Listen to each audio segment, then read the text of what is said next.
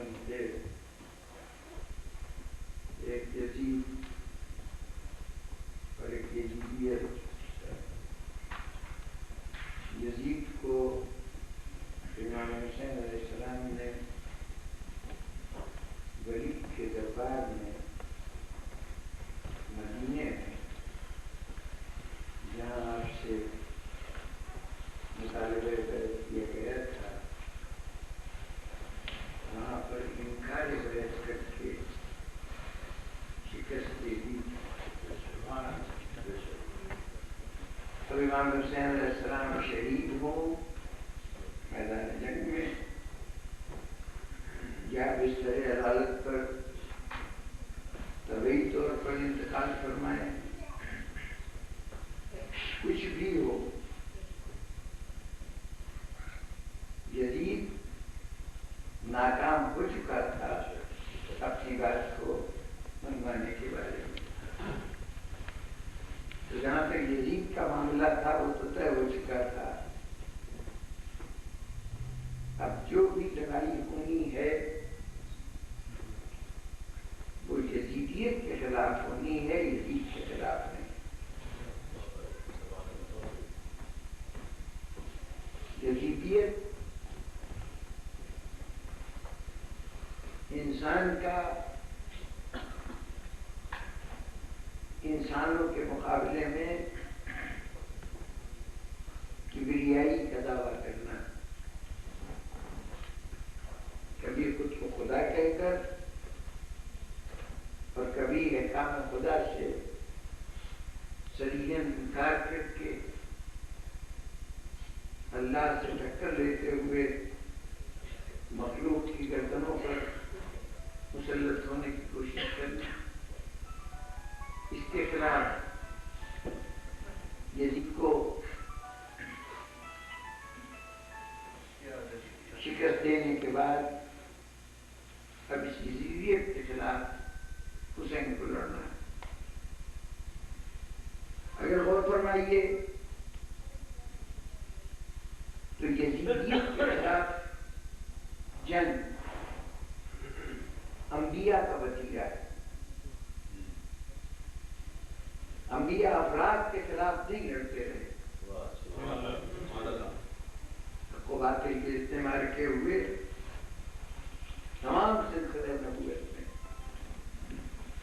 انبیاء کی لڑائی فرد سے نہیں تھی، صاحب تخت و تاج سے ٹکر نہیں لی، ہمیشہ ٹکر یزیدیت سے لی گئی۔ نام مختلف تھے، کبھی یہی یزیدیت نمرودیت کہلاتی تھی، کبھی فرعونیت کہلاتی تھی، لیکن لڑائی بنیادی طور پر اس بنیادی دعوے سے تھی کہ جہاں کوئی انسان خالق کے مقام پر بیٹھ کر یعنی یہ چاہے کہ اسے منصب خدائی مل جائے یا اس کے فرمان کو خدا کے حکم کا ترجیح دی جائے، وہ دوسرے لفظوں میں انبیاء کا فریضہ تھا انسان کی حاکمیت کے مقابلے میں اللہ کی حاکمیت کو قائم کرنا۔ اصل حاکم اس کی ذات ہے، اور چنانچہ اس کے واضح دلیل یہ ہے کہ 1,24,000 پیغمبر ہیں، جن میں سے سب کے احوال ہمیں نہیں معلوم، نہ صحیح۔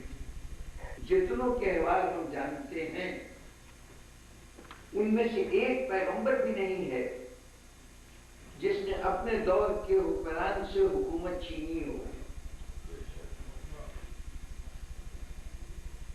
کسی ایک نے بھی اپنے عہد کے حاکم سے تخت و تاج نہیں چھینا، اس لیے کہ ان کی لڑائی تخت و تاج کے لیے تھی ہی نہیں۔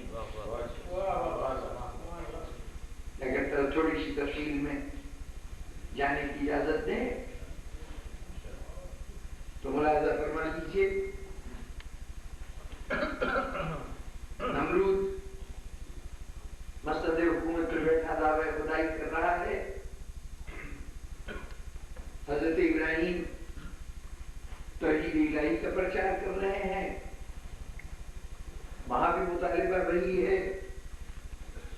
بات جو حسین سے کیا گیا کہ میرے سامنے سر جھکاؤ، میری اطاعت اس طرح اختیار کرو کہ میری حاکمیت کو، یعنی میری دعوی خدائی کو قبول کرو. وہاں بھی انکار ہوا، اور اس انکار کے بدلے میں آپ کے شعلے بھڑکائے گئے کہ جس کا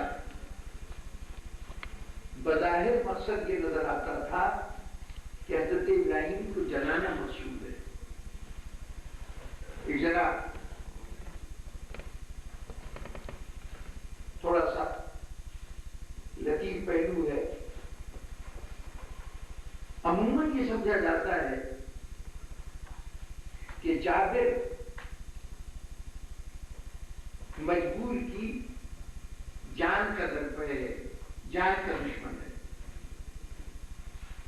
نمرود نے اس لیے آگ جلائی ہے کہ ابراہیم کو آتش کر دے. یزید یہ چاہتا ہے کہ حسین کو قتل کر دے. یہی سمجھا جاتا ہے نا. لیکن میں اس کروں کہ نہ نمرود کی کبھی خواہش تھی کہ ابراہیم قتل ہو، نہ یزید کی کبھی خواہش تھی کہ حسین مارے جائیں. مسلمانوں ذہنوں میں خواہش یہ نہیں کہ اہل حق مارے جائیں، خواہش یہ ہے کہ اہل حق گردن جھکا دیں. یہ اہتمام میں قتل تو اس لیے کہ اگر گردن نہیں جھکی اور یہ اسی طرح سے خلق خدا میں گھومتے رہے تو ان کا گھومنا تو اس حاکم کی شکست کا اعلان ہوگا.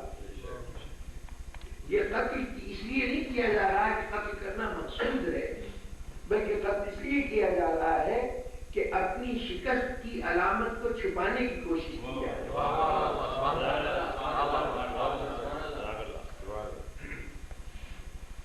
ورنہ حضرت ابراہیم کے قصے میں تفصیلات اگر دیکھیے تفسیروں میں تو ایک آدمی کو جلانے کے لیے کتنا ایندھن چاہیے تھا. ایک شخص جو صاحب تخت و تاج ہے ایک اشارہ کرتا تو کافی ایندھن جمع ہو سکتا تھا جس میں ایک شخص کو جلایا جا سکتا تھا. ہندوؤں میں اپنی میتوں کو نذر آتش کرنے کا اہتمام ہے تو وہ چتا جلانے کے لیے کتنی لکڑی درکار ہوتی. لیکن روایتوں میں کہا گیا کہ باقاعدہ نمرود کی طرف سے اعلان ہوا کہ جو لوگ اپنی مرادیں چاہتے ہیں تو وہ منت مانے کہ وہ لکڑی کا ایک گٹھا لا کر اس جگہ پہ ڈالیں گے تو ان کی مراد پوری ہو جائے گی. پھر اس کے بعد آگ بھڑکائی گئی اور کہتے ہیں کہ 8 مہینے تک وہ اللہ روشن رہا. آگ کو 8 مہینے تک بھڑکایا گیا اور اتنی آگ تھی کہ روایتوں میں ہے کہ پرندہ آسمان سے گزر نہیں سکتا تھا اس آگ کے اوپر سے. کم از کم اتنی بات تو درائتن بھی ہمارے سامنے ہے کہ اگر آگ چھوٹی موٹی ہوتی تو 2 آدمی 4 آدمی ابراہیم کو پکڑتے اور اٹھا کے آگ میں ڈال دیتے. لیکن اس زمانے میں منجنیق یعنی ایک طرح کی توپ استعمال کی گئی جس سے حضرت ابراہیم کو آگ میں پھینکا جائے. اتنی بھڑکتی ہوئی آگ تھی کہ جس تک جایا نہیں جا سکتا. تو آپ نے غور کیا کہ اتنی آگ اتنا اہتمام یہ سب کس لیے کہ جلتی ہوئی آگ ابراہیم گزرتے جائیں اور دیکھتے جائیں کہ ابراہیم یہ تمہارے جلانے کے لیے اہتمام ہے، اب بھی گردن جھکا دو، ہم تمہیں جلا کے خاک کر دیں گے، اب بھی گردن جھکا دو. یہ جو مہلت دی جا رہی ہے 8 مہینے کی، یہ مہلت اسی لیے دی جا رہی ہے کہ شاید ابراہیم خوفزدہ ہو کر گردن جھکا لیں. تو گویا اصل مقصد تو گردن جھکانا تھا. اب اگر گردن نہ جھکے اب چاہے چاہے ابراہیم جلا بھی دیے جائیں تو کم از کم نمرود تو شکست کھا لے گا. اور یہی ہوا. حضرت ابراہیم کو آگ میں پھینکا گیا, آپ مسکراتے ہوئے آگ سے باہر آ گئے. اب یہ کامیابی کا مرحلہ تھا, لیکن اس کے بعد کیا ہوا؟ عام طور پر اس گوشے کی طرف توجہ نہیں جاتی. ہم سمجھتے ہیں کہ شاید نمرود پہ کامیابی حاصل ہو گئی, انہیں دوسرے اعتبار سے کہ نمرود پہ شکست ہو گئی. ہاں, اس میدان میں تو شکست ہو گئی, اب کو باطل کے معرکے میں تو شکست ہو گئی, لیکن نمرود بدستور تخت پہ بیٹھا رہا. اور حضرت ابراہیم بابل کو چھوڑ کر, عراق کی سرزمین کو چھوڑ کر وہاں سے بے سر و سامانی کی حالت میں نکلے. ان کے ساتھ ان کے خالہ زاد بھائی حضرت لوط تھے, ان کی اہلیہ حضرت سارہ تھیں, اور ایک دو اور اعزا تھے کہ جن کو لے کے چھوٹا سا گروہ خاموشی سے نکلا.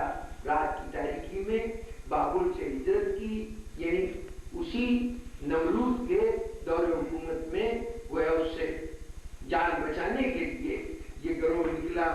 نکل کے ترکی کے علاقے حران تک گیا, حران سے پھر مصر گیا, مصر سے فلسطین گیا, اور فلسطین سے حضرت ابراہیم اگر وسط عرب میں کبھی آئے بھی تو مکے تک آئے, دوبارہ بابل کا رخ نہیں کیا.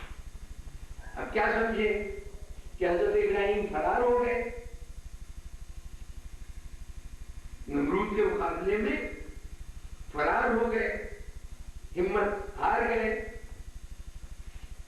جناب والا, یہ بات میں دیکھیے گا کہ اس کا فلسفہ کیا ہے, فکر کیا ہے.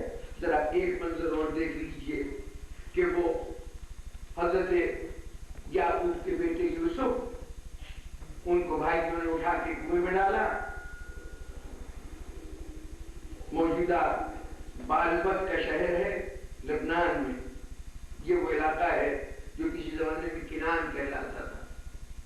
یہاں کے رہنے والے تھے حضرت یعقوب بھی, یعنی یہاں کے آباد ہوئے تھے. فلسطین سے متصل علاقہ ہے, یہاں کے آباد ہوئے تھے.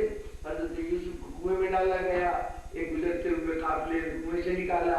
اب ایک لاوارث بچہ ان کے ہاں آیا, انہوں نے لے جا کے مصر کے بازار میں فروخت کر دیا.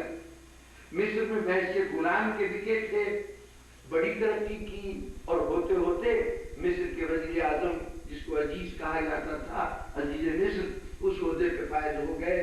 اور اس عہدے پہ فائز ہوئے تو باپ کو بھی بلا لیا, بھائیوں کو بھی بلا لیا, یہ سب یہاں کے آ کے آباد ہو گئے. لیکن اس عہد کے معاشرتی قوانین کے مطابق غلام سے تعلق رکھنے والے جتنے افراد تھے, یعنی اس کی اولاد, اس کے بھائی وغیرہ, یہ سب بھی غلام ہی ہوتے تھے. چنانچہ حضرت یوسف کے اتنے بڑے عہدے کے باوجود حضرت یعقوب کی جو اولاد وہاں جا کے آباد ہوئی, یعنی بنی اسرائیل, یہ اسرائیل کا لقب ہے حضرت یعقوب کا, تو ان کی اولاد جو وہاں آباد ہوئی انہوں نے غلامی کی زندگی اختیار کی. وہ غلام تھے وہاں کے تبتی لوگوں کے, وہ جو وہاں کی اصل قوم تھی جس سے فرعون تعلق رکھتا تھا, اس کی اولاد میں, اس کے نزدیک یہ غلام تھے. اب یہ اولاد در اولاد غلامی چل رہی ہے, اور ادھر صاحبان اقتدار حکومت کر رہے ہیں. ہوتے ہوتے کسی نجومی نے کہا کہ ایک بچہ ایسا پیدا ہوگا بنی اسرائیل میں کہ جو فرعون کے لیے بہت بڑا خطرہ ثابت ہوگا. تو اس نے حکم عام جاری کر دیا کہ بنی اسرائیل میں جتنے لڑکے پیدا ہوں قتل کر دیے جائیں, لڑکیاں بچا لی جائیں. قرآن مجید نے واقعہ تفصیل سے لکھا. ہوتے ہوتے حضرت موسیٰ کی ولادت ہوئی, ان کی والدہ کو اللہ کی طرف سے یہ وحی ہوئی کہ ان کو ٹوکری میں ڈال کے دریا میں ڈال دیا جائے. واقعات آپ کو معلوم ہے, صرف اشارہ کرنا مقصود ہے کہ یہ دریا میں بہتے ہوئے نمرود کے محل میں پہنچے, وہاں فرمان چڑھے, جوان ہوئے. عالم جوانی میں ایک دن بنی اسرائیل کے فرد کو دیکھا کہ اس کو ایک جبتی یعنی مقامی مصری شخص جو ہے وہ اس کو مار رہا ہے, اس سے لڑ رہا ہے اور اس کی پٹائی کر رہا ہے. حضرت موسیٰ کو یعنی یوں کہیے مرتکے حمیت قومی بڑے اٹھی اپنے, چونکہ وہ بھی بنی اسرائیل تھے, تو اپنے بھائی کو پٹتے دیکھ کر انہیں غصہ آیا اور انہوں نے جا کے اس پٹی کو زور سے گھوسا مارا. اس گھوسے کے نتیجے میں وہ پٹی ہلاک ہو گیا. اب حضرت موسیٰ سرزمین مصر چھوڑ کر اس خطرے میں کہ میں نے ایک قبطی کو مار دیا ہے تو ہمارے ساتھ تو جو سلوک ہوتا ہے وہی سلوک میرے ساتھ کیا جائے گا، یعنی قتل کر دیا جاؤں گا۔ چنانچہ وہاں سے جان بچا کے نکلے اور اس کے بعد گردش کرتے ہوئے پہنچے مدین کے علاقے میں، اور وہاں پر حضرت شعیب کی بھیڑیں چلاتے رہے، پتہ نہیں 6 سال کے 8 سال تک بھیڑیں چلائیں۔ اس کے بعد جناب شعیب کی صاحبزادی سپورہ سے شادی ہوئی، ان کو لے کے جب واپس آ رہے تھے تو کوہ طور کے اوپر وہ تجلی نظر آئی اور یہ پیغام ملا کہ جاؤ فرعون باغی ہو گیا ہے اور اب اس کو جا کے نصیحت کرو، اس کو جا کے پیغام دو۔ حضرت موسیٰ حضرت ہارون کو لے کے آئے، آ کے بحث مباحثے ہوتے رہے، بڑے مذاکرات ہوئے، قرآن مجید نے ان مذاکرات کا تذکرہ کیا ہے، لیکن فرعون کسی صورت سے ماننے پہ آمادہ نہیں ہوا۔ آخر طے یہ ہوا کہ تمام جادوگروں کو جمع کیا گیا کہ وہ موسیٰ سے مقابلہ کریں۔ جناب موسیٰ کے مقابلے میں جادوگروں نے سانپ بنا کے چھوڑے، حضرت موسیٰ نے حکم الہی سے اپنا ایسا چھوڑا، سارے سانپ یہ ایسا کھا گیا۔ اب اس کامیابی کے بعد جادوگروں نے حضرت موسیٰ کے سامنے خدا کی بارگاہ میں سجدہ کرتے ہوئے کہا کہ ہم موسیٰ اور ہارون کے رب کے اوپر ایمان لاتے ہیں، یعنی یہ سارے کے سارے مومن ہو گئے۔ وہ دوسرے لفظوں میں جو جس قوت سے فرعون لڑنا چاہ رہا تھا، اس قوت کو اپنا سہارا بنا کر حضرت موسیٰ سے لڑنا چاہ رہا تھا، وہ پوری کی پوری قوت منحرف ہو گئی اور حضرت موسیٰ کے حق میں ہو گئی۔ اب یہ موقع تھا کہ حضرت موسیٰ جادوگروں کو ملا کے فرعون پہ حملہ آور ہو جاتے، لیکن جناب موسیٰ نے اس وقت کوئی اقدام نہیں کیا، بلکہ کیا کیا کہ جا کے بنی اسرائیل کو اکٹھا کیا اور ایک دن خاموشی سے بغیر اطلاع پوری قوم نے وہاں سے ہجرت کا انتظام کیا۔ یہ سب مل کے روانہ ہوئے، دریائے نیل کے اندر راستہ پیدا ہوا، پھر ان کو اطلاع ملی کہ حضرت موسیٰ جو ہے وہ دریا کے اندر وہ دریا پار کر کے جا رہے ہیں، تو وہ پیچھے فوج لے کے آیا، ساری فوج اور فرعون سب دریا کے اندر غرق ہو گئے، لیکن حضرت موسیٰ بچ کے نکل گئے۔ جناب والا یہاں تک تو سب نے کہہ دیا بچ کے نکل گئے، میں کہوں گا کہ اب بچ کے نکلنے کی کیا ضرورت ہے؟ فرعون مارا گیا، فرعون کی فوج کے اوپر دہشت تاری ہے۔ اب اگر حضرت موسیٰ پلٹ آئے تو اسی دربار میں اسی محل میں پروردہ ہے حضرت موسیٰ، کوئی اجنبی نہیں ہے، ان کے لیے کوئی مشکل کام نہیں ہے کہ جائیں اور تخت کے اوپر قبضہ کر لیں۔ اس صورتحال میں جب فرعون مارا جا چکا ہے اور حضرت موسیٰ کی معجزات لوگوں کے دلوں میں حضرت موسیٰ کی ہیبت کی تعریف کیے ہوئے ہیں، اور حضرت موسیٰ کے لیے نہ تخت کوئی اجنبی چیز ہے، نہ محل کوئی اجنبی چیز ہے، نہ وہ ماحول کوئی اجنبی چیز ہے، تو کیوں نہیں حضرت موسیٰ پلٹ جاتے؟ لیکن حضرت موسیٰ اور ان کی قوم 40 سال تک صحرائے سینا میں بھٹکتی رہی، اقتدار کے حصول کی کوشش نہیں کی۔ کیوں اقتدار کے حصول کی کوشش نہیں کی؟ اس لیے کہ نہ حضرت ابراہیم کا مقابلہ نمرود سے تھا، نہ حضرت موسیٰ کا مقابلہ فرعون سے تھا۔ کہنے والوں نے تو کہا تھا کہ ہر فرعون را موسیٰ، ہر فرعون کے لیے ایک موسیٰ ہوتا ہے۔ جناب والا موسیٰ اتنی معمولی چیز نہیں ہے کہ وہ فرعونوں کے لیے ہوا کرے۔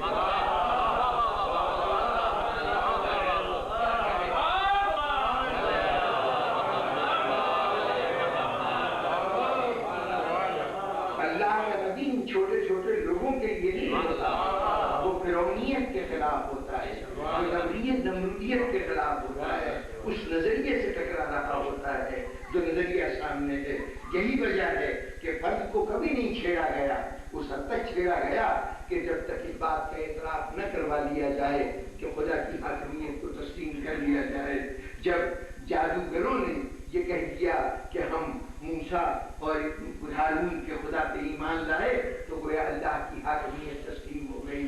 جب اہل بابل نے یہ دیکھ لیا کہ اللہ کی قوت کے مظاہرے سے نمرود بے بس ہو گیا اور ابراہیم جو اللہ کی سربلندی کے دعوے دار تھے وہ کامیاب ہو گئے، تو خدا کی حاکمیت قائم ہو گئی۔ اب ضرورت نہیں ہے کہ یہ نمرود سے لڑتے رہیں اور اس کو تخت سے محروم کریں، یا وہ فرعون سے لڑتے رہیں اور اس کو تخت رحمت سے محروم کریں، یہ ان کا کام نہیں ہے، یہ کام دنیا والوں کا ہے، دنیا والے کرتے رہیں، ان کا کام تو خدا کی حاکمیت کو منوانا ہے۔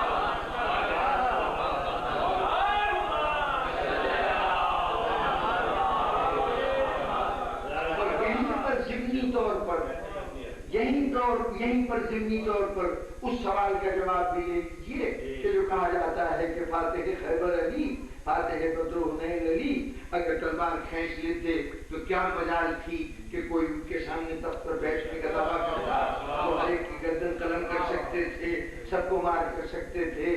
سوچو کہ یہ علی معمولی شخصیت نہیں ہے، یہ فخر ابراہیم بھی ہے، فخر موسیٰ بھی ہے۔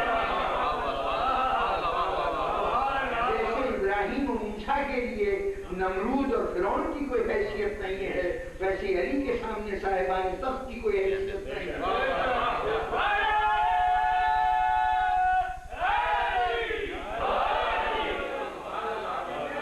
بلکہ فرق بڑا واضح سا ہے کہ وہاں تو خدا کی خدائی کو للکارا گیا تھا نا، نمرود و فرعون خدا کی خدائی کو للکار رہے تھے، اس لیے ان سے دوبارہ ان سے اعتراف کرایا گیا کہ نہیں، خدا عظیم ترین ہے، خدا کی عظمت کا اعتراف ان سے کرایا گیا۔ لیکن یہاں جو علی کے مقابلے میں تھے، ابھی ان کی اتنی جرأت نہیں ہوئی تھی کہ یہ خدا کی خدائی سے ٹکرانے کی کوشش کریں یا اپنے آپ کو خدا بنا کے پیش کریں۔ یہاں تو صرف اتنا ہوا تھا کہ انہوں نے خدا بننے کا دعویٰ نہیں کیا تھا، بلکہ مقابلہ کر رہے تھے ایک نمائندے خدا سے۔ وہاں خدا سے براہ راست ٹکر تھی، اس لیے خدائی کا اعتراف ان سے کروایا گیا۔ یہاں پر ٹکر ہے نمائندہ خدا سے، اور اب یہاں پر ان سے اللہ اکبر کہلوانے کی ضرورت نہیں ہے، ان سے اللہ کی حاکمیت کا اعتراف کرانے کی ضرورت نہیں ہے۔ ان سے تو جس کا انکار کر رہے ہیں اس کی عظمت کا اعتراف کرا دینا کافی ہے۔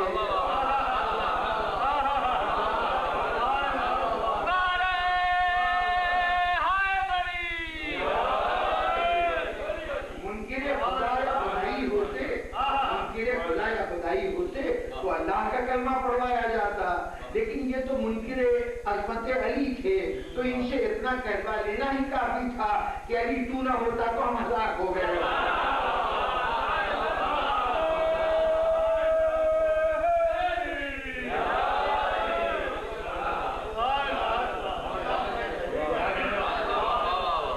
ابھی یزیدیت اپنی ابتدائی اسٹیج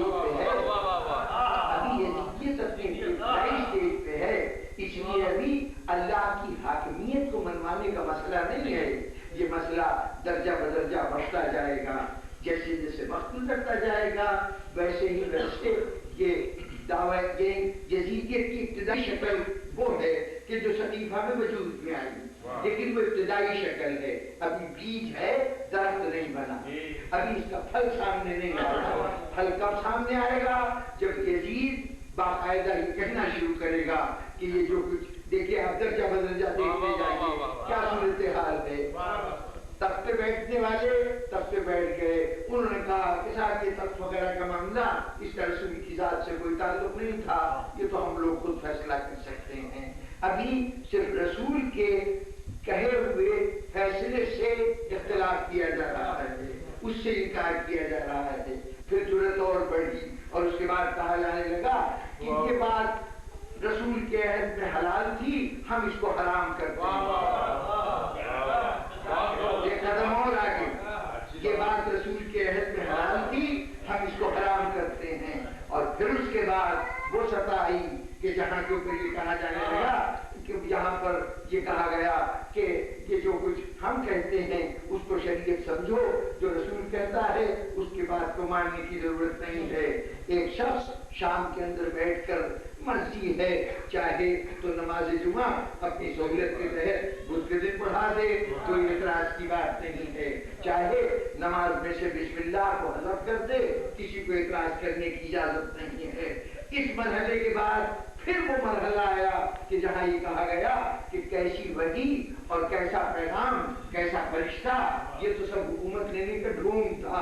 اب جب یہ سطح آئی تو معلوم ہوا اب یزیدیت کھل کے سامنے آئی، کھل کے سامنے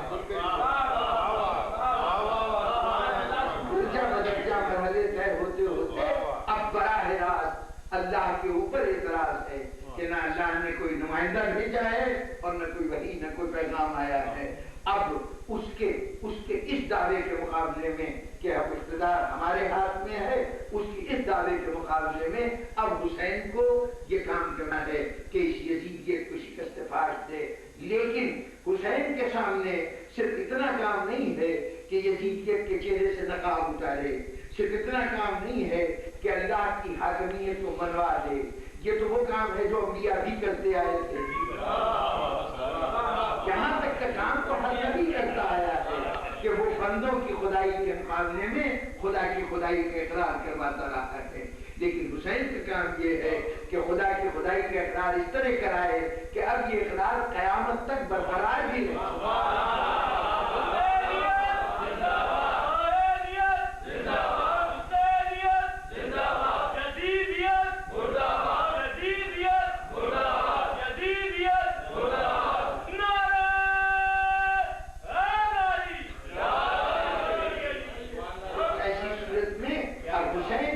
حکمت عملی صرف اتنی نہیں ہو سکتی جتنی پچھلے انبیاء کی تھی۔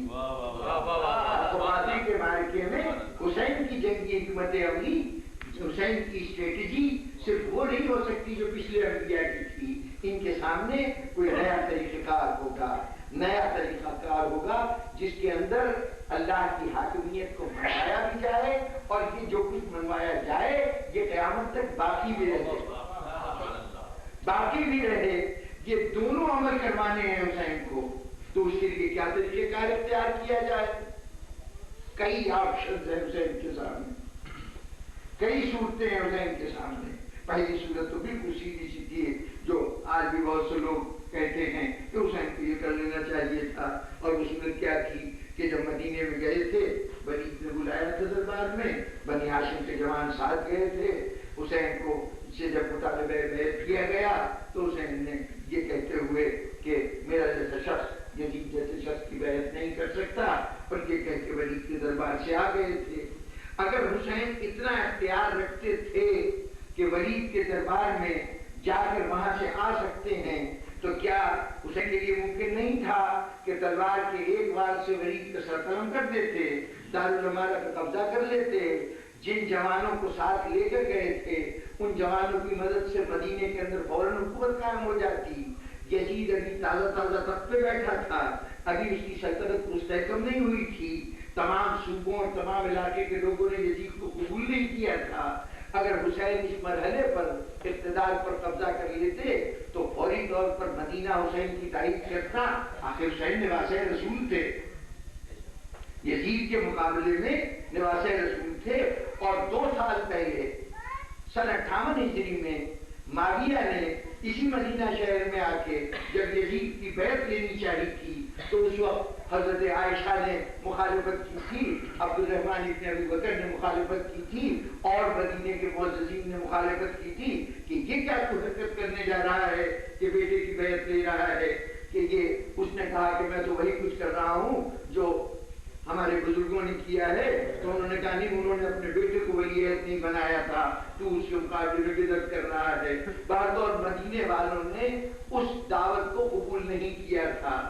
جنہوں نے یزید کی بیعت سے سن 58 ہجری میں انکار کیا تھا، سن 60 ہجری میں اگر حسین ولید کے نمائندے یزید کے نمائندے ولید کو قتل کر دیتے اور مدینے میں حکومت کے قیام کا اعلان کر دیتے تو پورا مدینہ حسین کے ساتھ ہوتا، اور جب مدینہ ساتھ ہوتا تو پھر دیکھتے ہی دیکھتے عراق بھی ساتھ ہوتا، جس نے بعد میں بھی حسین کی حمایت کرنے کی کوشش کی ہے، اور پھر دوسرے علاقے بھی ساتھ ملتے جاتے۔ ہو سکتا ہے کہ شام کے لوگ یزید کو خود لا کر حسین کی خدمت میں پیش کر دیتے گرفتار کر کے کہ اب آپ حکومت کریں اور یہ آپ کے حوالے ہے۔ آپ اندازہ لگائیے کہ جس وقت حکومتیں بدلتی ہیں نا، اس وقت نئے حکمران کو پہلے اپنے کو کمپوز کرنا پڑتا ہے، اپنی قوتوں کو جمع کرنا پڑتا ہے، اور جب تک وہ طاقت حاصل نہ کرے، دنیا میں جتنی بڑی بغاوتیں ہوئی ہیں، جتنی شورشیں برپا ہوئی ہیں، وہ عموماً اس مرحلے پہ ہوئی ہیں جب حکومت میں اقتدار میں تبدیلی آئی۔ اقتدار بدلتا ہے تو اس وقت ہر کمزور اپنے آپ کو طاقتور محسوس کرتا ہے، ہر یوں سمجھیے کہ مہم جو ہے وہ چاہتا ہے کہ یہ مرحلہ ہے کہ جہاں کامیابی حاصل ہو سکتی ہے. تو ایک راستہ تو حسین کے سامنے یہ تھا کہ جس میں یزید کو شکست ہونے کے امکانات بہت زیادہ تھے، یعنی یزید مارا جاتا اور حسین کی حکومت قائم ہو جاتی. یہ ایک صورت تھی. لیکن یہ صورت اگر ہو جاتی اور حسین اس طرح سے حکومت قائم کر لیتے تو حسین وہ جو جنگ لڑنا چاہتے ہیں یزیدیت کے خلاف، ابھی ہوتا یہ کہ یزید مارا جاتا، یزیدیت اپنی صحیح شکل دکھانے کو کچھ اور آگے ملتوی کر دیتی، حسین اپنا دور گزار کے چلے جاتے اور یزیدیت پھر سر اٹھا لیتی. ذرا غور فرمائیے کہ رفتار کیا ہے. رفتار یہی ہے نا کہ حکومت کا نظام رفتہ رفتہ یزیدیت کی طرف جا رہا ہے. فرد کا جبر جو افراد پہ تھا اب رفتہ رفتہ اس مقام پہ بڑھ رہا ہے کہ جہاں وہ خدائی کا دعویٰ کرنے لگے یا کم از کم خدا کو چیلنج کرنا شروع کر دے. اس سمت میں جا رہا ہے. حسین اگر تھوڑی دیر کی اس رفتار کو روک دیتے، خود صاحب تخت تاج ہو جاتے تو جتنا عرصہ رہتے اس وقت تک تو یہ سلسلہ ختم ہو جاتا. لیکن کچھ عرصے کے بعد پھر یزیدیت پیدا ہو جاتی. یہ تو انسان کے مزاج میں تھا نا. ہر دور میں اقتدار نے جہاں کہیں اقتدار نے بڑھنا شروع کیا وہاں اقتدار نے خود کو خدائی کے سانچے میں ڈھالنے کی کوشش کی. ماضی میں یہی ہوتا رہا کہ جتنا مضبوط حکمران ہوتا تھا تو مضبوطی کا تقاضا یہ ہوتا تھا کہ ایک دن اس مضبوطی کو بڑھا کر وہ خدائی کا دعویٰ کرے. اب امکان یہ تھا کہ اگر آج کے یزید کو مار دیا جائے تو کسی اور نام سے یہ یزیدیت دوبارہ سر اٹھاتی.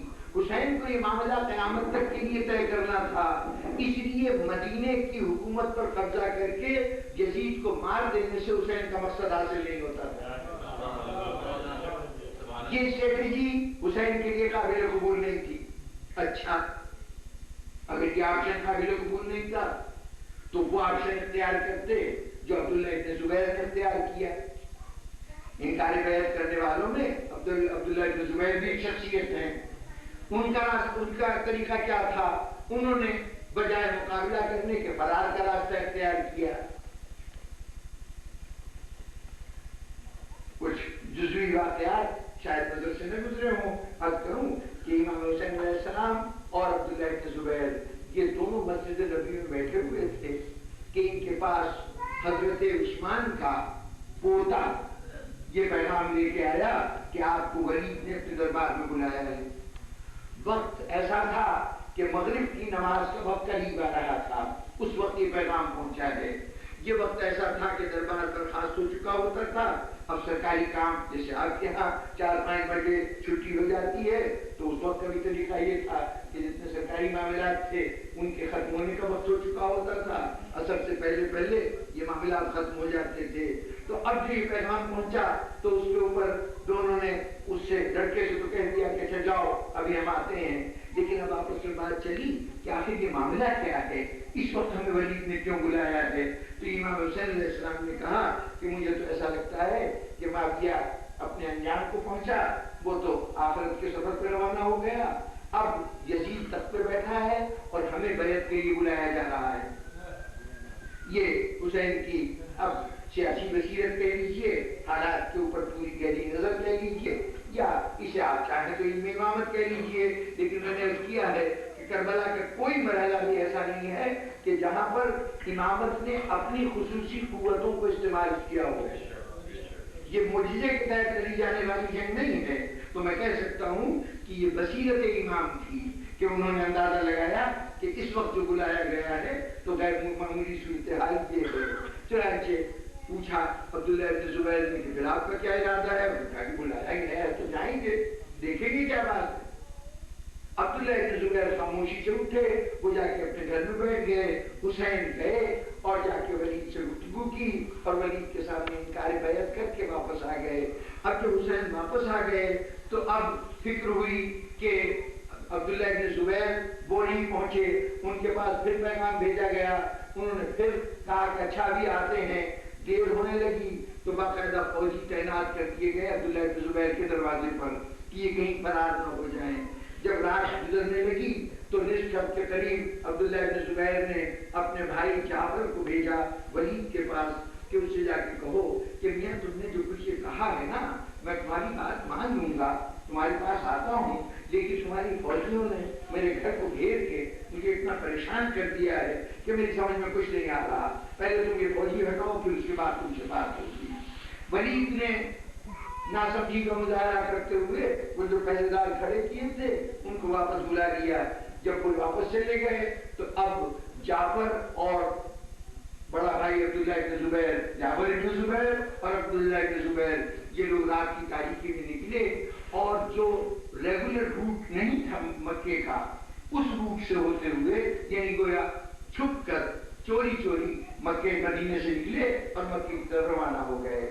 جب ولید کو پتہ چلا کہ یہ لوگ مکے سے مدینے سے نکل چکے ہیں تو فوری طور پر فوجی بھیجے کہ ان کو تلاش کرے، لیکن فوجی ان کو نہیں پکڑ سکے، اور چونکہ ظاہر ہے کہ انہوں نے جا کے جو ریگولر روٹ تھا اس کے اوپر دیکھا، وہاں پر یہ نہیں ملے تو آگے رپورٹ دی ہمیں تو نہیں ملے، اور یہ لوگ مکے پہنچنے میں کامیاب ہو گئے۔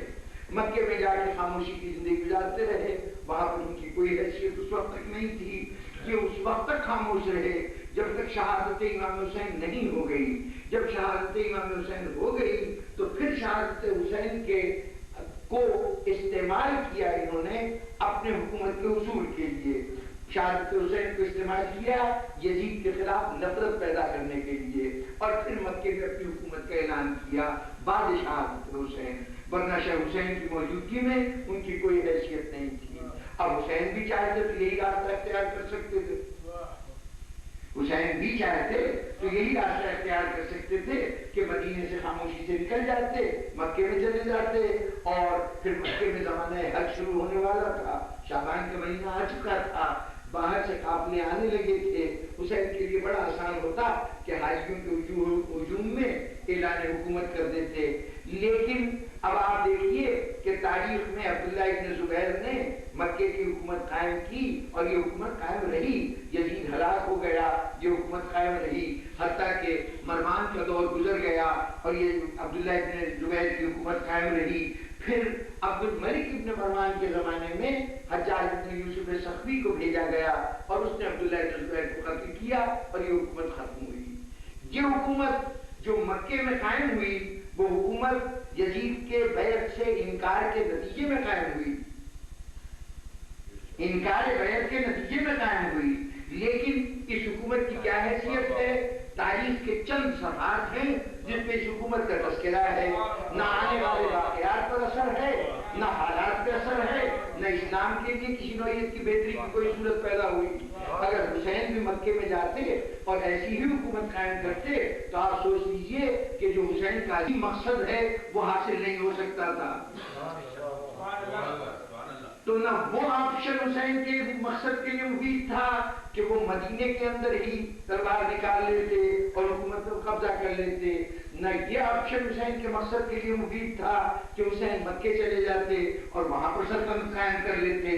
جب یہ دونوں صورتیں نہیں تھیں تو حسین کو ایک ایسا نیا آپشن اختیار کرنا تھا کہ جو ان کو ان نتائج تک پہنچا دیتا جو حسین جہاں تک پہنچنا چاہتے ہیں، اور اس کے لیے اب ظاہر ہے کہ ساری گفتگو اسی آپشن کے متعلق ہوگی کہ جو حسین نے اختیار کیا۔ لیکن مختصر لفظوں میں کہوں کہ حسین نے اس سے پہلے یہ طریقہ کبھی بھی نہیں ہوا تھا کہ حسین نے پہلی مرتبہ مظلومیت کو بطور ہتھیار استعمال کیا، پہلی مرتبہ ایک جنگ لڑی جس کے اندر تمام تر مظلومیت ذریعہ بنے اپنے پیغام کو دنیا تک پہنچانے کا۔ حسین جانتے تھے کہ ظلم تھوڑی دیر کے لیے کامیاب نظر آتا ہے، لیکن بعد میں اس کے اثرات اس طرح سے ہوتے ہیں کہ اگر اثر ہوگا تو منفی اثر ہوگا، ناپسندیدگی کا اثر ہوگا۔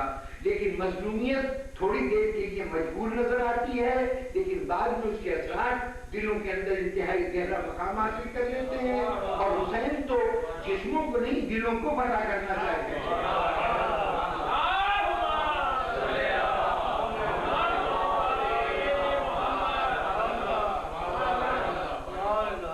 بس جناب والا یہی وجہ تھی کہ حسین نے جس فوج کا انتخاب کیا وہ فوج کسی اعتبار سے بھی فوج کہلانے کی حقدار نہیں۔ اس سے ملتا جلتا ایک منظر ہمیں بدر میں نظر آیا تھا کہ جہاں 313 افراد اس انداز میں جا رہے تھے کہ کل 13 تلواریں تھیں، 2 گھوڑے تھے، 70 اونٹ تھے 313 افراد کے لیے، 3 آدمیوں کے حصے میں اونٹ آتا تھا سواری کا، ایک آدمی سواری کرتا تھا یا 2 آدمی سواری کرتے تھے، تیسرا اس کی مہار پکڑ کے چلتا تھا۔ اگر اس قافلے کو دیکھتے جس میں 13 تلواریں ہوں کل، باقیوں کے پاس کیا تھا؟ کچھ کے ہاتھ میں نیزے تھے، کچھ کے ہاتھ میں کھجور کے پتے کے درمیان میں جو لکڑی ہوتی ہے وہ لکڑی تھی، یہ اسلحہ تھا۔ دنیا اس گروہ کو اگر بدر کا نتیجہ سامنے نہ ہو تو دنیا کا کوئی شخص بھی اس فوج کو فوج نہیں کہے گا۔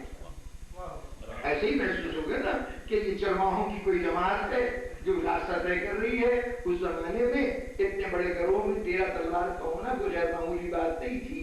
یہ تو ایک عام سی چیز تھی کہ جن کے پاس اسلحہ ہوتا تھا وہ اسلحہ ساتھ رکھتے تھے۔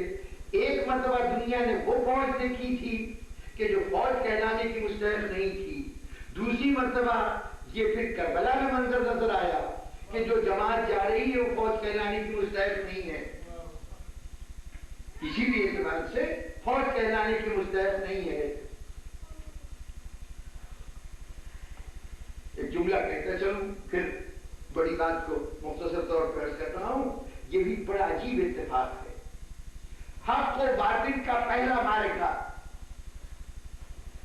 حق و باطل کی وہ جنگ کہ جہاں حق کی قیادت اسلام کے ہاتھ میں، حق کی قیادت معصوم کے ہاتھ میں تھی، ایسا پہلے معرکے کا نام بدر، پہلا معرکہ جہاں حق و باطل کا تصادم ہوا ہو اور حق کی قیادت معصوم کے ہاتھ میں ہو، یہ پہلا واقعہ ہے بدر۔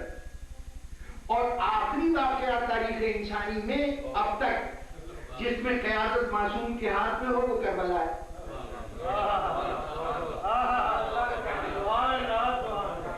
حقیقی جہاد اسلامی کی پہلی تصویر بدر ہے اور آخری تصویر کربلا ہے، جہاں معصوم کی قیادت میں یہ جہاد ہوا ہے۔ اور پھر جب اس اول و آخر کو آپ دیکھیے گا تو بہت سی باتیں، بہت سے مسائل آپ کے سامنے آئیں گے۔ وہاں رسول کی وہ مناجات سامنے آئے گی کہ رسول یہ کہہ رہے ہیں کہ پروردگارا یہ تیرے چند نام لیوا ہیں، اگر آج یہ ختم ہو گئے تو اس کے بعد دنیا میں تیرا کوئی نام لینے والا نہیں ہوگا۔ اور ایک مناجات کربلا میں ہو رہی ہے کہ پروردگارا جتنے میرے پاس تیرا ہے خدا میں قربان کر چکا، اگر تو کہے تو سید سجاد کو بھی میدان میں لے آؤں۔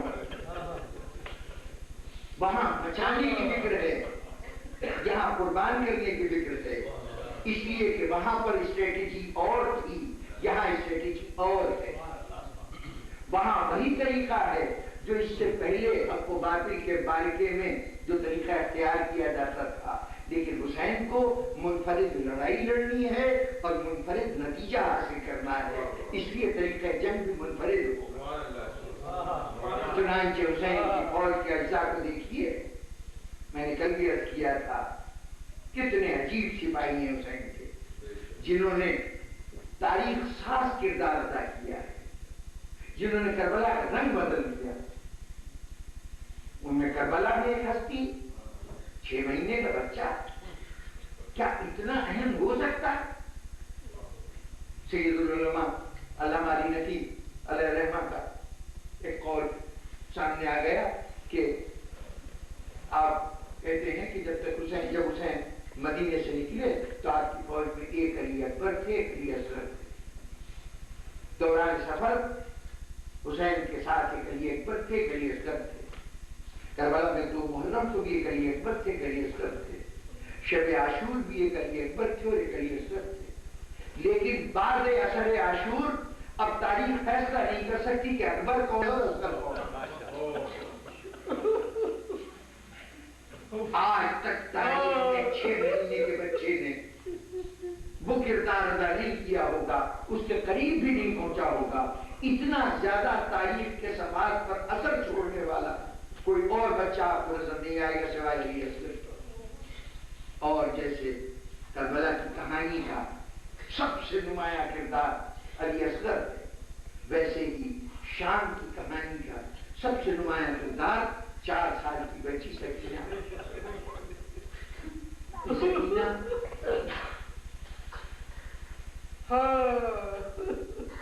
اگر مصائب کا تذکرہ کروں جن جن مصیبتوں سے سکینہ گزری تو ایک مرحلہ کربلا میں قدم رکھنے کے بعد کوئی مرحلہ ایسا نہیں ہے جو سکینہ کے لیے دکھ کا پیغام نہ لائے، لیکن اللہ نے عظمت سکینہ کئی مرحلے آئے جہاں پیار سے سکینہ بیتاب، لیکن عجیب بچی تھی۔ کربلا میں جب تک چچا زندہ رہے سکینہ نے کئی مرتبہ کہا التش التش۔ چچا کے انتقال کے بعد، چچا کی شہادت کے بعد پھر سکینہ کے منہ سے کسی نے پیاس کا لفظ نہیں سنا۔ تفصیل بیان کرنے کا وقت نہیں ہے، ایک مرحلہ آیا تھا کہ کوفے کے گزرگاہ کوفے کے بازار میں ایک عورت نے چاہا تھا کہ سکینہ کو لا کے پانی پیش کرے۔ سکینہ پیاسی تھی، یقیناً کربلا سے پیاسی چلی آئی، پیاسی تھی، لیکن پانی کی طرف ہاتھ نہیں بڑھایا، کبھی پانی کو دیکھتی تھی کبھی ٹوپی کو دیکھتی تھی۔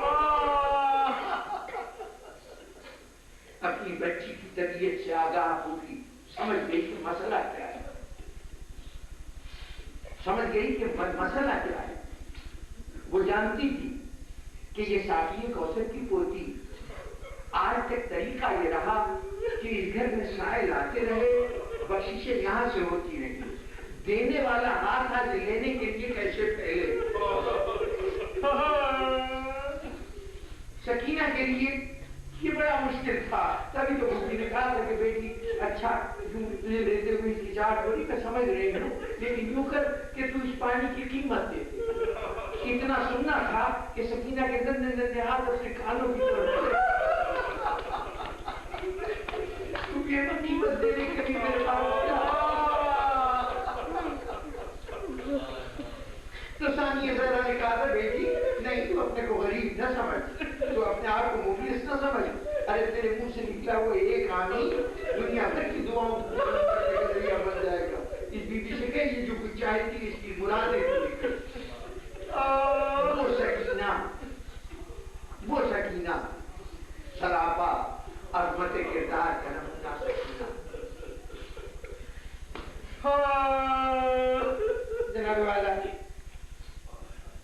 ایک تاریخ کا مسئلہ ہے، یہ جو جگہ شام میں خدا کے فضل سے بہت سے زائرین تشریف لے جاتے ہیں وہ جا کے دیکھیں گے، ایک قبر ہے جو سکینہ بنت حسین سے منسوب کی جاتی ہے اس نام سے، لیکن تمام محققین کا اتفاق ہے کہ وہ جناب سکینہ کا کم از کم ان سکینہ کا کی خبر نہیں ہے کہ جن کا ذکر ہم کرتے ہیں، بلکہ وہ خبر جو رقیہ بنت حسین کی خبر ہے، جو یزید کے دربار اور یزید کے محل سے بالکل متصل ہے، وہ خبر ہے سکینہ بنت حسین۔ یہ خبر رقیہ بنت حسین کی کیوں کہلاتی ہے؟ در حقیقت آج سے 200 سال پہلے تک یہ قبر رقیہ بنت علی کہلاتی تھی، اور میں نے ذمہ دار تحریروں میں یہ بات دیکھی ہے کہ وہ بزرگ بھی جنہوں نے اس وقت زیارتیں کی ہیں 200 سال پہلے، انہوں نے اس کا تذکرہ کیا ہے کہ قبر کے کتبے پر رقیہ بنت علی لکھا ہوا تھا۔ یہ تہخانے میں زمین میں گہرائی ہوئی خبر تھی اور اس کے اوپر رقیہ بنت علی کی بیٹی رقیہ۔ آج اسی خبر پر رقیہ بنت حسین لکھا ہے، اب تو ماشاءاللہ شاندار مقبرہ تعمیر ہو چکا ہے اور زائرین کا وقت ہجوم رہتا ہے۔ یہ رقیہ بنت علی کیوں کہی گئی؟ اور اب رقیہ بنت الحسین کیوں کہلاتی ہے؟ صورت احوال یہ تھی کہ اب یہ میں چونکہ تاریخ میں تفصیلات نہیں ہے، اب میں اندازہ کر سکتا ہوں۔ سکینہ کا انتقال قید خانے میں ہوا، قید خانے میں سپرد خاک کر دیا گیا۔ باہر کی دنیا کو نہیں معلوم، باہر کی دنیا سے چھپانا ہی تھا، تبھی تو یہ کہا گیا کہ قید خانے میں دفن کیا گیا۔ سید سجاد کو قبرستان میں لے جانے کی اجازت اس لیے نہیں ملی سکینہ کو کہ یزید نہیں چاہتا تھا کہ سکینہ کی شہادت انتشار کا باعث بن جائے، ایک آگ بھڑک اٹھے جس کا سنبھالنا اس کے بس سے باہر ہو جائے۔ تو وہ چاہتا تھا کہ سکینہ کا انتقال کر گئی ہے، ظاہر ہے جیسے علی اصغر نے اپنی شہادت سے اس فوج میں تہلکہ مچا دیا تھا، سکینہ کی شہادت کی اتنی طاقت رکھتی تھی کہ دمشق میں یزید کے خلاف بغاوت کی لہر کھڑی ہوئی تھی۔ چنانچہ یزید نے کہا کہ ان کو قید خانے ہی میں دفن کر دیا گیا، قید خانے میں دفن کر دیے۔ دنیا کو نہیں معلوم کہ کوئی بچی قید خانے میں انتقال کر گئی۔ جب یہ پورا قافلہ مدینے روانہ ہو گیا تو سوائے چند لوگوں کے کسی کو نہیں معلوم کہ اس قید خانے کے اندر کوئی قبر بھی ہے۔ اور پھر چونکہ قید خانہ ایک سرکاری عمارت ہے تو عوام کی رسائی تو قید خانے تک نہیں ہوتی ہوگی۔ اس کے بعد بھی واقعہ کربلا کے بعد بھی 92 سال تک وہاں پر بنو امیہ کی حکومت رہی، تو یہ سرکاری عمارت بدستور سرکار کی تحویل میں عوام الناس کی رسائی سے باہر رہی۔ 92 سال کے بعد کہیں اس بات کا موقع ملا ہوگا کہ عوام الناس بھی اس بلڈنگ تک جا سکیں، اس جگہ تک جا سکیں کہ جہاں پر یہ قید خانہ ہے، اس قید خانے میں اتر کے دیکھ سکیں۔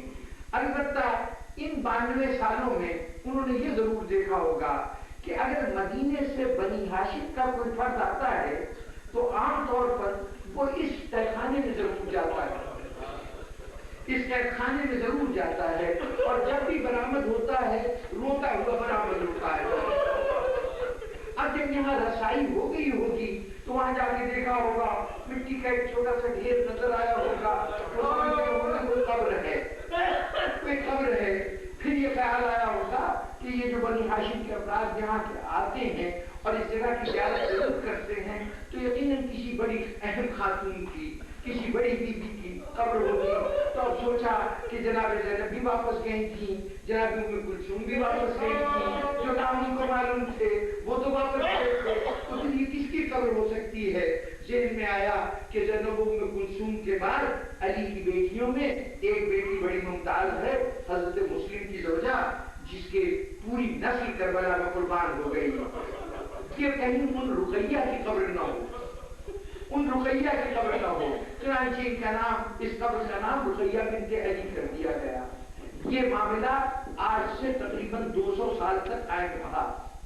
200 سال پہلے ایک واقعہ ہوا جس میں پتہ چلا کہ یہ کسی بزرگ خاتون کی قبر نہیں بلکہ یہ کسی 4-5 سال کے بچی کی قبر ہے۔ اب جب یہ واقعہ ابھی عرض کر دیتا ہوں، جب یہ واقعہ ہوا اور یہ پتہ چلا کہ یہ تو ایک بچی کی قبر ہے تو سوچا گیا کہ رقیہ بنت علی جو حضرت مسلم کی زوجہ تھی وہ 5 بچوں کی ماں تھی، 4 بیٹوں کی اور 1 بیٹی کی۔ کربلا میں 2 بیٹے مارے گئے، ایک بیٹی بھی کربلا میں شہید ہوئی ہے۔ جناب رقیہ کی بیٹی گھوڑے کے ٹاپوں کی طرح کچل کربلا میں شہید ہوئی۔ 2 بچے کوفے کے قریب مسیب کے مقام پر دریائے فرات کے کنارے پر گزرے گئے تھے، تو پوری نسل قربان ہوئی تھی حضرت رقیہ کی۔ تو کہا کہ حضرت رقیہ جن کے 5 بیٹے تھے وہ تو 4-5 سال کی بھی ہو سکتی، اور یہ کون ہو سکتا ہے؟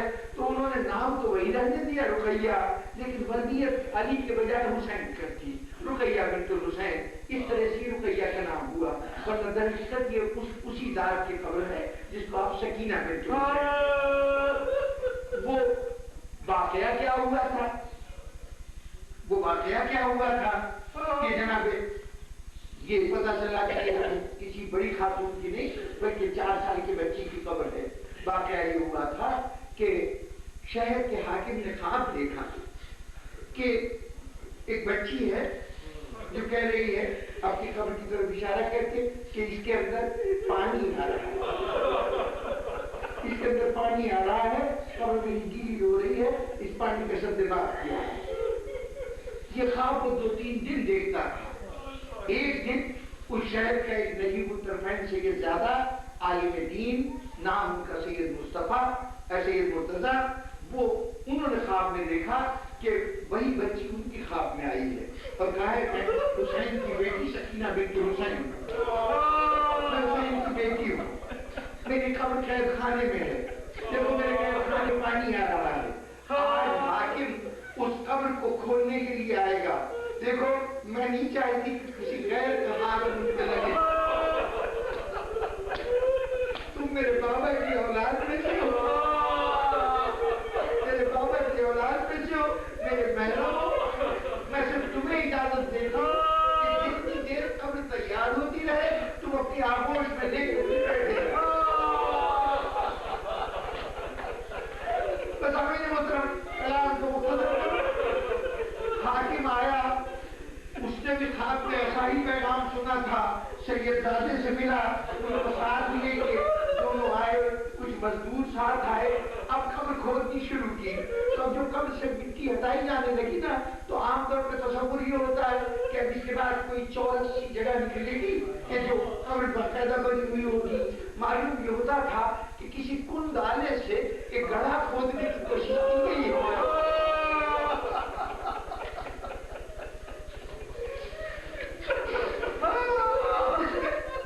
جس میں جن کو چورس نہیں بنایا جا سکتا تھا، ابھی کچھ مٹی ہٹائی گئی تھی، ایسا لگا، یہ توقع تو یہ تھی نا کہ شاید کوئی درمیان میں سلے رکھی ہوئی ہوں گی، کوئی تختے رکھے ہوں گے، لیکن اچانک محسوس ہوا کہ کوئی جسم قریب آ رہا ہے۔ سید زادے نے ہٹا دیا، تم ہٹ جاؤ، بس اب شہزادی کو صرف میں یہاں سے برآمد کروں گا۔ آہستہ آہستہ پٹی ہٹاتا رہا اور اس کے بعد 4 سال کی بچی کی لاش بھی گھر میں رکھ کے ایک گوشے میں بیٹھ گیا، ایک پردہ کھینچ دیا گیا، وہ ادھر بیٹھا رہا، ادھر قبر کو باقاعدہ کھودا گیا، اس کو ٹھیک کیا گیا، جو پانی کے راستے سے وہ بند کیے گئے، یہ سارا اہتمام ادھر ہوتا رہا، ادھر وہ سید لیے بیٹھا رہا گود پہ بچی کو، لیکن تھوڑی دیر کے بعد ایک پردہ چیخ کے اٹھا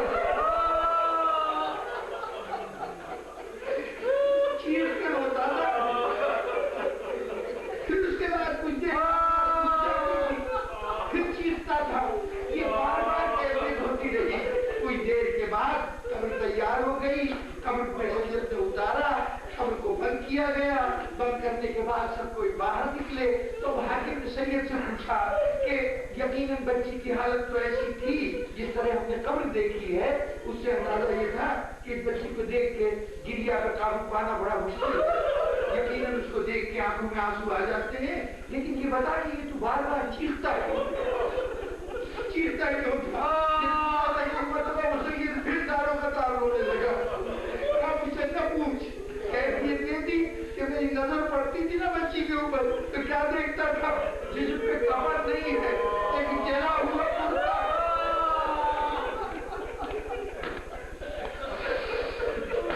کمر نہیں ہے، جلا ہوا کرتا ہے، دونوں کان زخمی ہے اور اس کے ساتھ نیل کے نشان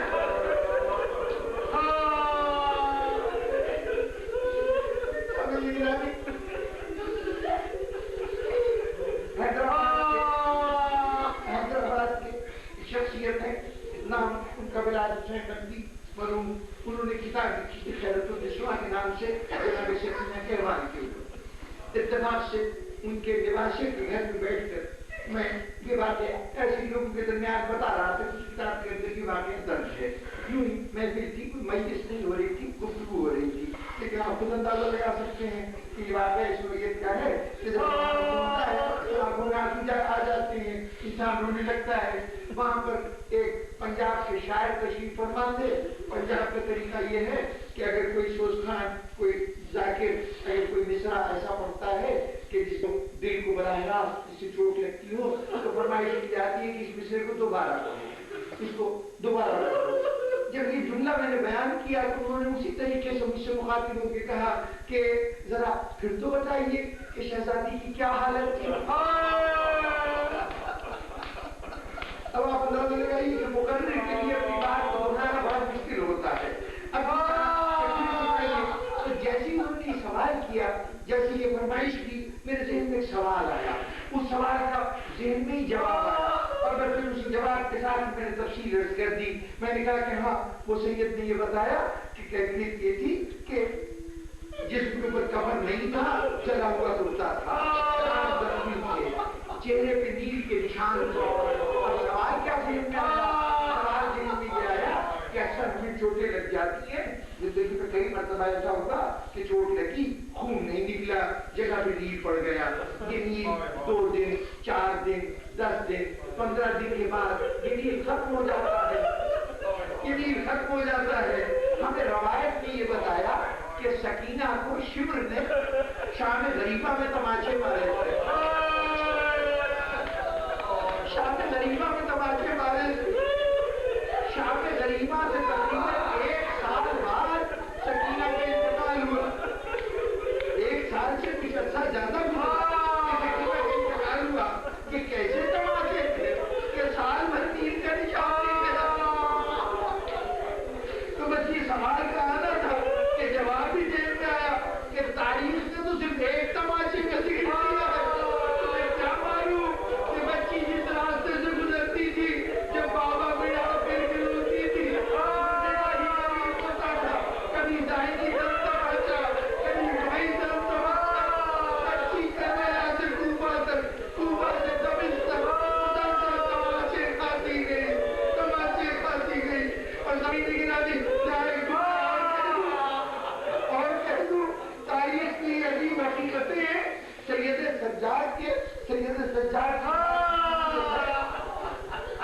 سجاد کے ساتھ خصوصیت ہے کہ 3 جنازے ایسے ہیں جو سید سجاد نے تنہا دفن کیے ہیں. ایک کا جنازہ، ایک اپنی پھوپھی جناب زینب کا جنازہ اور ایک اپنی بہن جناب سکینہ کا جنازہ. یہ سید سجاد نے تنہا دفن کیے ہیں.